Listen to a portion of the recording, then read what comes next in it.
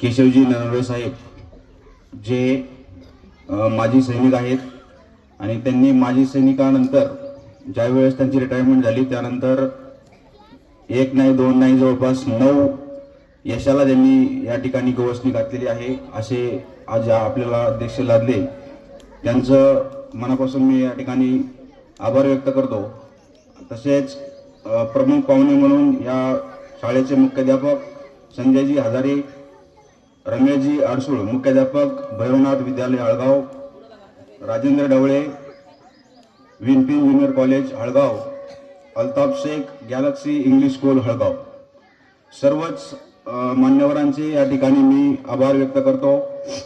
आणि या कार्यक्रमाला आलेल्या ग्रामस्थ तसेच या शाळेचा पूर्ण शिक्षक स्टाफ आणि विद्यार्थी मित्रांनो, आज या ठिकाणी आपण मुक्ताई करिअर पॉइंट हळगाव 2024 यशस्वी विद्यार्थ्यांचा सन्मान करण्या ठिकाणी या ठिकाणी जमलो आहोत।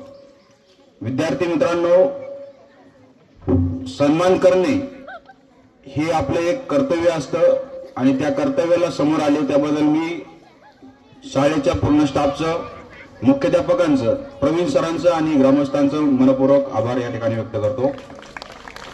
कारण विद्यार्थ्यांनो, सन्मान केल्यानंतर जे काही त्यांनी मेहनत या ठिकाणी घेतलेली असती त्याचा सन्मान होणं एक आवश्यक असतं आणि पुढच्या पिढीला एक प्रयत्नशील राहण्यास उत्तेजना या ठिकाणी मिळत असते। आपण सुद्धा भविष्यामध्ये असा सत्कार सन्मान या ठिकाणी स्वीकारला पाहिजे, त्यासाठी आपण प्रयत्न केला पाहिजे, हा एक उद्देश या सन्मानाचा असतो। विद्यार्थी मित्रांनो, प्रवीण सरांचा आणि माझा जवळपास 5 ते 6 वर्षाचा या ठिकाणी 5 ते 6 वर्षापूर्वी आमची ओळख झाली। ननवरे सरांना पण माहीत आहे, कारण ननवरे सरांनी सुद्धा रिटायरमेंटच्या नंतर त्यांना सुद्धा त्यांचं मार्गदर्शन या ठिकाणी लाभलेलं आहे। अशा हजारो विद्यार्थ्यांना त्यांनी या ठिकाणी मार्गदर्शन केलेलं आहे। विद्यार्थी मित्रांनो, त्यांचा परिचय मी थोडक्यात सांगणार आहे, जास्त वेळ मी घेऊ इच्छित नाही कारण वेळ खूप झालेला आहे। परंतु प्रवीण सर असे एक व्यक्तिमत्व आहे, त्यांनी आतापर्यंत 4 ते 5 ठिकाणी या ठिकाणी आपलं योगदान दिलेलं आहे। विशेषतः मी हळगावकरांना एक विनंती करीन की हा जो हिरा आहे प्रवीण वाघोळे नावाचा, हा 100% तुम्ही गमवू नका। गावामध्ये तुम्ही या माणसाला टिकून ठेवा। 100% गावामध्ये आज पोलीस नसतील, इंडियन आर्मीमध्ये लोक कमी असतील 100%, परंतु कमी प्रमाणात असतील, तर भविष्यात येणाऱ्या काळामध्ये 100% हजारो विद्यार्थी 100% कसे घडतील याच्याकडे या माणसाचं 100% लक्ष असणार आहे। कारण ती तळमळ मी जवळून पाहिलेली आहे। आमचा 5 वर्षाचा या ठिकाणी सहवास आहे, एकत्र आम्ही सहवास केलेला आहे, प्रवास केलेला आहे। तर या ठिकाणी ज्यावेळेस त्यांचं शाळेमध्ये सिलेक्शन झालं आणि सिलेक्शन ज्यावेळेस त्यांचं झालं त्या टायमाला माझ्या शाखेवरती त्या ठिकाणी ते इंग्लिश आणि गणित आणि बुद्धिमत्ता शिकवत होते।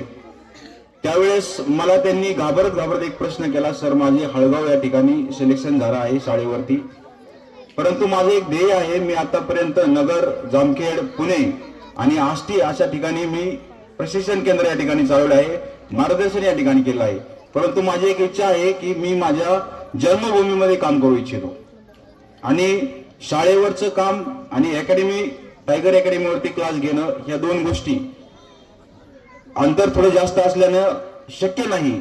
आणि मला तिसरी गोष्ट म्हणजे जन्मभूमीसाठी काहीतरी करून दाखवायचं आहे, आपल्या गावासाठी काहीतरी करून दाखवायचं आहे, ही त्यांचा उद्देश होता। आणि त्यांनी मला फक्त एक प्रश्न केला की सर मला एक सुट्टी जर मिळाली तर खूप असं माझं म्हणजे इच्छा पूर्ण होईल, कारण तो एका टायमाला माणूस 1 नाही 2 नाही 3 कामं करू शकत नाही, कारण शाळेवरती पण शिकवणं, परत क्लासेस पण घेणं आणि टायगर अकॅडमीला येऊन शिकवणं, ह्या 3 गोष्टी शक्य नव्हत्या। आणि त्यांचा ही जी काही तळमळ आहे ती मी जी जवळून पाहिली, गावासाठी काहीतरी करून दाखवायचं, जन्मभूमीसाठी काहीतरी करून दाखवायचं। कारण तुम्ही सर्व मान्यवरांना माहित आहे की व्यवसाय म्हणून प्रत्येक जण धडपडत असतो, पण एक सामाजिक बांधिलकी आणि विद्यार्थ्यांसाठी तळमळ ही मी या माणसामध्ये पाहिलेली आहे। आणि हीच तळमळ, याच तळमळीमधून गावातले विद्यार्थी घडवण्याचा प्रयत्न मला करायचा आहे। आणि मला एक संधी द्या तुम्ही की मला इथून सुट्टी द्या, जेणेकरून मी हळगावमध्ये क्लासेस घेईल आणि माझ्या गावकऱ्यांना, गावातील युवा पिढीला त्याचा फायदा होईल। आणि मी एका सेकंदामध्ये त्यांना परमिशन दिली की तुमचा जी काही तळमळ आहे गावासाठी ती 100% तुम्ही पूर्ण करा आणि वेळोवेळी तुम्हाला जी काही मदत लागेल ती 100% एक मोठ्या भावाला सांगितल्याप्रमाणे मला कधी पण सांगा, मी त्या ठिकाणी उपस्थित राहील. अशा तळमळीचा माणूस या ठिकाणी या गावाला लाभला. या गावाचं मी बाकी समजेन. फक्त मी गावातील एक या ठिकाणी प्रतिष्ठित व्यक्तीला एकच विनंती करेन की हा हिरा फक्त तुम्ही या गावामध्ये टिकून ठेवा. 100% येणाऱ्या पिढीला याचा फायदा होईल. जास्तीचं न बोलता मी एवढंच सांगाल की प्रवीण सर तुम्ही असंच यापुढेही काम करत राहा. 100% तुम्हाला वेळोवेळी माझं मार्गदर्शन लागेल, मदत लागेल आणि गावातील मंडळी सुद्धा तुम्हाला मदत करायला कुठे मागे पडणार नाही. मी अशी या ठिकाणी आशा व्यक्त करतो आणि थांबतो. जय हिंद.